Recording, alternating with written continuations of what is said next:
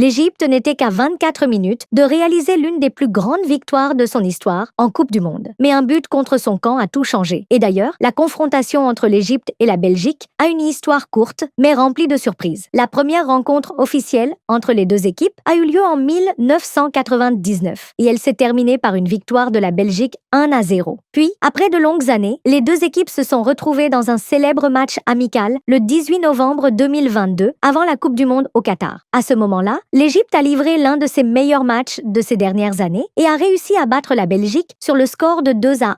Mostafa Mohamed a marqué le premier but, puis Trezeguet a ajouté le deuxième après une magnifique contre-attaque avant que Loïs Openda ne réduise l'écart dans les dernières minutes. Ainsi, lorsque les deux équipes se sont retrouvées à nouveau en Coupe du Monde 2026, l'Égypte cherchait à confirmer sa supériorité pour le deuxième match consécutif, tandis que la Belgique cherchait à prendre sa revanche après la défaite de 2022.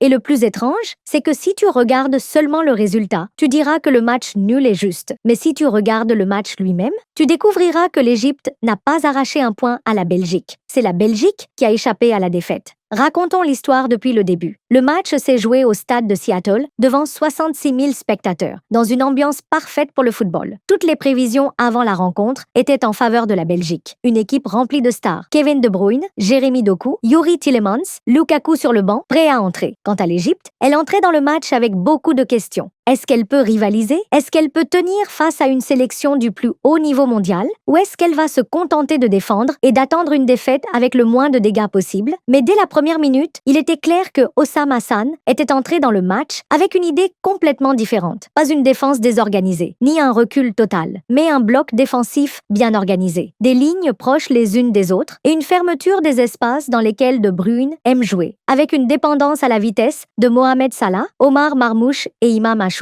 dans les transitions rapides. Quant à la Belgique, elle voulait faire ce qu'elle fait toujours. Possession, passe et contrôle du rythme du jeu. Mais la réalité était différente. La Belgique avait un peu plus le ballon, mais l'Égypte était très à l'aise sans lui. Et à chaque ballon récupéré, les pharaons partaient tout rapidement dans les espaces. Avec le temps, l'inquiétude a commencé à apparaître chez l'équipe belge, parce que le match ne se déroulait pas comme elle le voulait. Et à la 19e minute, le moment qui a complètement changé l'ambiance du stade est arrivé. Mohamed Salah a récupéré le ballon entre les lignes. Il a levé la tête et il a vu la course d'Imam Achour. Une passe intelligente qui a transpercé le cœur de la défense belge. Imam a contrôlé le ballon avec confiance et il a frappé directement. Le ballon a terminé au fond des filets de Thibaut Courtois. Un magnifique but égyptien. 1-0 pour l'Égypte. Et à ce moment-là, le rêve a commencé à grandir. Pas seulement chez les supporters, même les joueurs égyptiens eux-mêmes ont commencé à sentir que le match pouvait prendre une direction historique. Après le but, la Belgique a essayé de revenir. Elle a commencé à augmenter le rythme du jeu et a cherché à atteindre le but de Mostafa Chobir. Mais la défense égyptienne était dans un grand jour. Hamdi et Yasser ont fermé l'axe et les côtés étaient tous constamment couverts. À chaque fois que la Belgique attaquait, l'Égypte répondait par une contre-attaque dangereuse. La première mi-temps s'est terminée avec l'avantage de l'Égypte. Mais le plus important, c'est que cette avance n'était pas contre le cours du jeu. Au contraire, l'Égypte exécutait le match que Hossam Hassan avait préparé à la perfection. Et au début de la deuxième mi-temps, la pression belge a commencé à augmenter progressivement. De Bruyne a commencé à bouger avec plus de liberté. Et Doku a commencé à gagner davantage de duels individuels. Mais malgré cela, l'Égypte a continué à garder sa forme. Et le temps passait. Chaque minute rapprochait les pharaons d'une victoire historique. Jusqu'à la 66e minute. Et c'est là qu'est arrivé le véritable tournant du match. L'entraîneur belge a décidé de faire entrer Romelu Lukaku. Un seul changement. Mais son impact a été immédiat. La Belgique a commencé à jouer de manière plus directe et la présence d'un attaquant puissant dans la surface est devenue une source de danger permanente pour la défense égyptienne.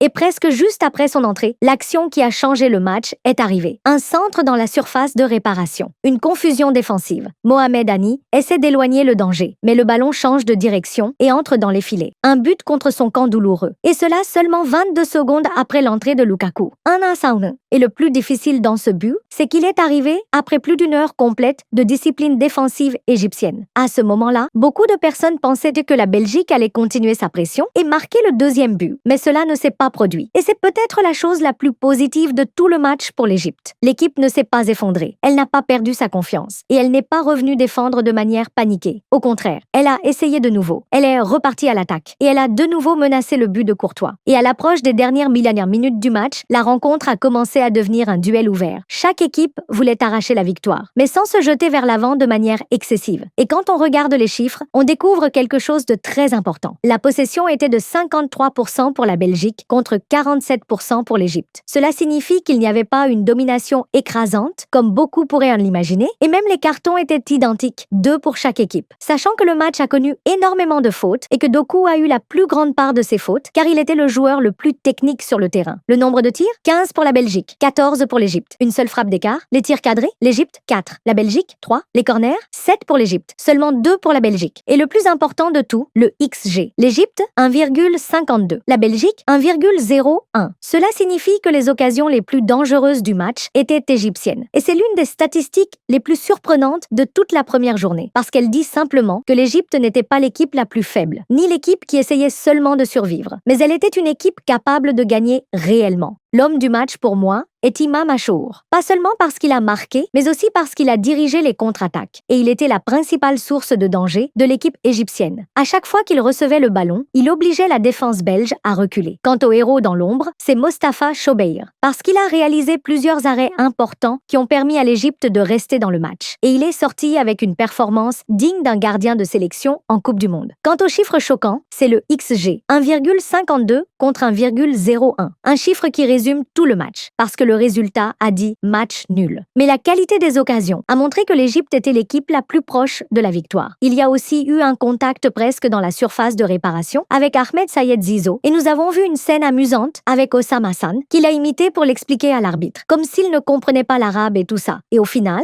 l'Égypte est sortie de Seattle avec un point. Mais le sentiment général après le match était plus étrange que ça, parce que les Pharaons étaient très proches de la victoire, et très proches d'écrire une nouvelle page de leur histoire en Coupe du Monde. C'est vrai que le but contre son camp les a privés de la victoire, mais la performance elle-même a envoyé un message clair à toutes les équipes du groupe. L'Égypte n'est pas venue à la Coupe du Monde juste pour participer. L'Égypte est venue pour rivaliser. Et si elle continue avec la même personnalité et le même courage, alors la qualification pour le tour suivant ne sera pas un rêve. Ce sera un objectif très réalisable.